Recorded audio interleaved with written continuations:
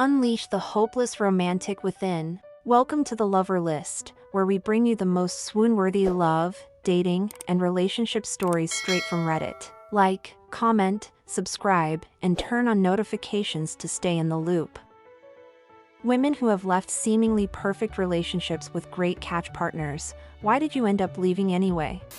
Because it was only great on the outside. We got along well, had awesome vacations all the time, loved each other's friends and family, were thinking about moving in together. But our sex life wasn't great. I discovered my gray asexuality. He had a big, constant sex drive. It just wasn't working, which is okay, although sad. Thank you for normalizing sex compatibility.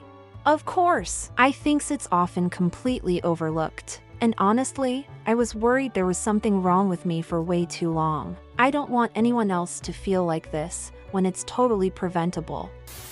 Sort of similar, everyone would always comment how X and I were so great together. In a lot of ways we were always going out doing fun things, no arguments about who cooks or cleans, seemed perfect in social situations. But when we got home I felt so incredibly lonely. Awful sexual compatibility, he rarely wanted sex and was not affectionate. I got tired of feeling like his roommate. Was the loneliness because of a lack of communication or something else? Just wondering because I feel that sometimes with my partner, but I've only just been able to work out what it is. I would say it wasn't lack of communication. We did lots of stuff together at home and laughed a lot. I was lonely because of things like when he would sit on the couch with me, he always ended up on the other side instead of next to me. He rarely initiated any physical contact like hugs or putting his arm around me. He would bring me flowers and stuff like that, but there was no passion and I started to feel hurt and doubt that he was even attracted to me. I brought it up quite a few times and he assured me that wasn't the case, that he just has intimacy issues which he was in therapy for. I understood that and was supportive for a very long time waiting for him to come around, but after getting turned down for sex repeatedly, I stopped even trying. It was really psychologically damaging to go to sleep and wake up every day and night knowing there was like zero chance of any sexual contact. It started to bother me that people thought we were so great together. It's hard to leave someone like that because you think it will change and everything else is so great. I realized it was unfair of me to want to change him, especially since he was in therapy, but I couldn't imagine the rest of my life without sex or real romance, and we eventually split because of it. The spark wasn't there. On paper it was perfection, but the long-term chemistry was missing. I just couldn't imagine waking up next to him for the rest of my life. People were shocked when we broke up. A close friend told me I'd regret it for the rest of my life. He's a nice, funny, intelligent man now married to a woman who thinks he's the best thing ever. They are a great match for each other. Have 2 babies and a third on the way. I'm now married to someone who lights my fire. I don't regret a thing. Ugh, thank you for this. I have some friends and family who would likely tell me the same thing, and it's really hard feeling like I'll never find better or whatever, or he's such a catch you don't even understand what dating is like these days. No problem. Best advice I can give is to ignore them. They don't have to live your life. You do. Yes, there'll be a couple moments after you break up where you think dark thoughts and be sad. That's completely normal. You will mourn the relationship. A few moments where you are sad. In those moments I thought, at least I'm not in a relationship where I'm unhappy and feel trapped, which helped me.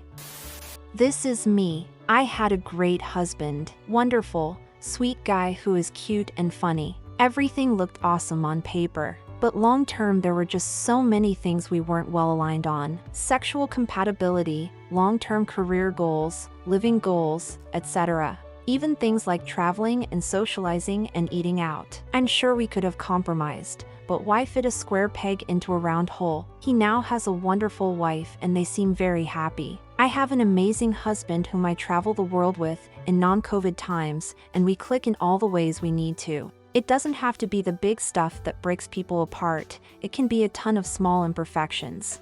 How did you find the courage to walk away? I feel like this is my life. There's nothing wrong with him. He doesn't treat me bad. So why am I not happy?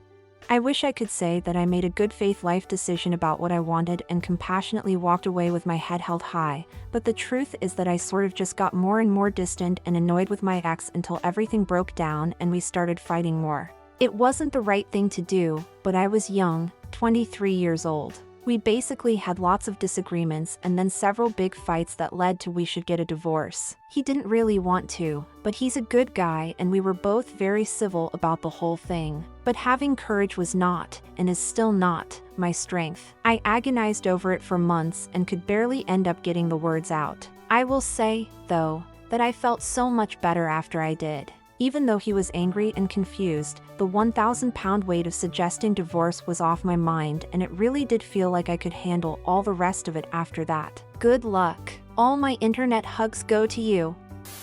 He had a lot of unresolved PTSD issues that he refused help for. I tried to push help. I tried to make it work. But as the quote goes, you can't keep setting yourself on fire just to keep people warm. It's been a rough month. I think he could have been the one. It's hard to see it now, but the one is just a myth. There is no one perfect person for you out there, but there are tons you can be compatible with. A good relationship takes so much work, but both parties have to be willing and able to put in that work. Eventually you'll meet someone else. You'll fall in love. They'll support you and work with you to solve your mutual problems. They'll become the one because they'll work at it, and so will you. Don't lose hope. Another poster put it really well: you can't set yourself on fire to keep other people warm. Because he already had his life together and going, I would just be an add-on. Had a good job, money, car, beautiful house. He was beautiful, but it just didn't feel right. Maybe it was weird of me at the time. I just felt that I wanted to build a life with someone rather than come in towards the end. Turns out, it was right for me. Met my husband 2 years later, and that is exactly what we did. Had to work our asses off for it, but I appreciate everything we have so much more than if I just moved into someone's life.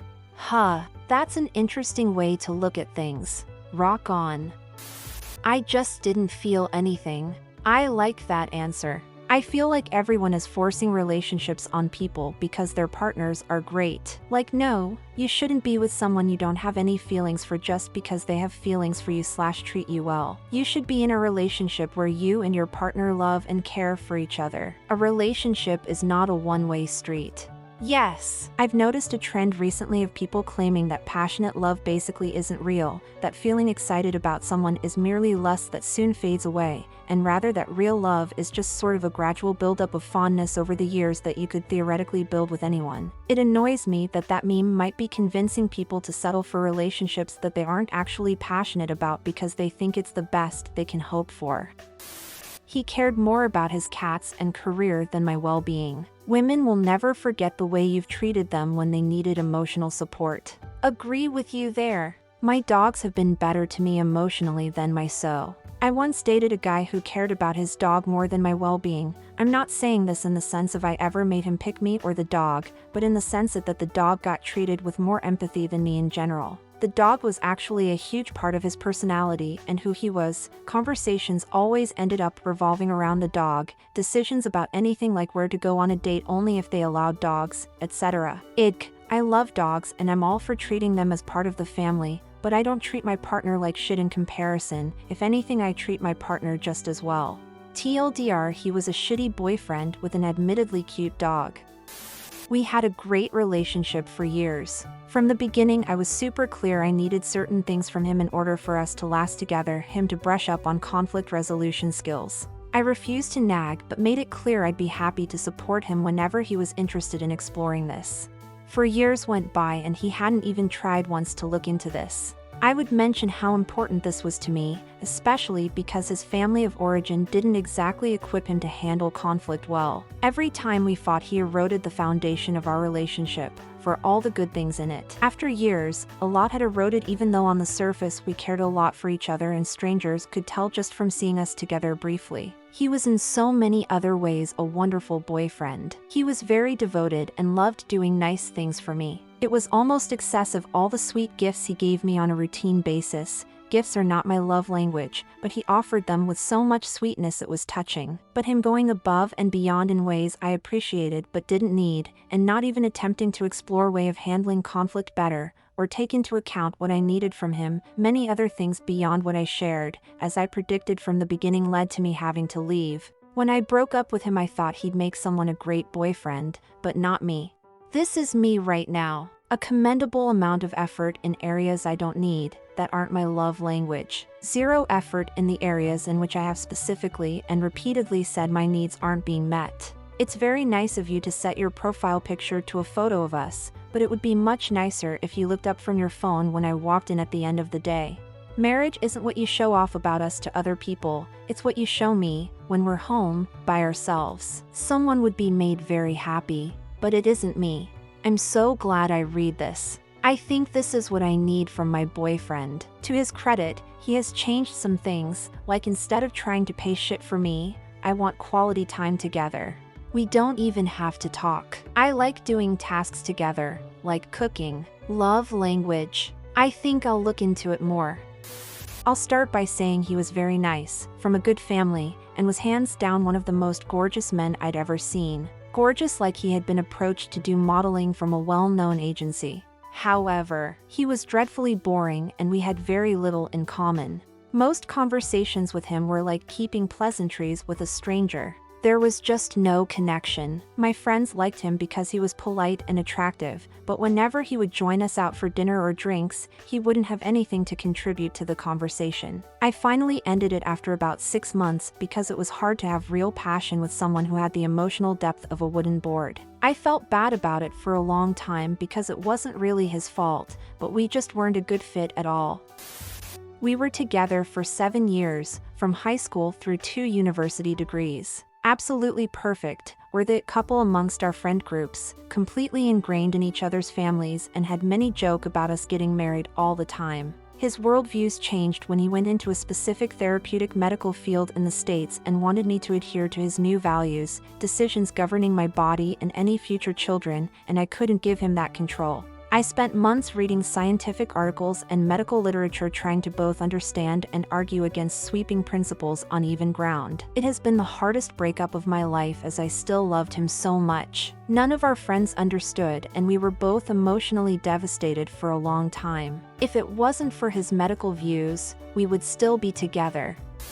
I was with someone who treated me like a queen. I'm talking flowers every week, cooked dinner for me most nights, bought me just because gifts, constantly complimented me, overall just a really great guy. And we had the same sense of humor and personality. This guy was perfect. But as great of a guy as he was and still is, I was just never in love with him. I wanted to be so badly, but the feelings just weren't there and he deserved to be with someone who felt the same way about him as he did with me. We're still friends and I hope he finds his perfect match. It just wasn't in the cards for us. It's Monica with Pete.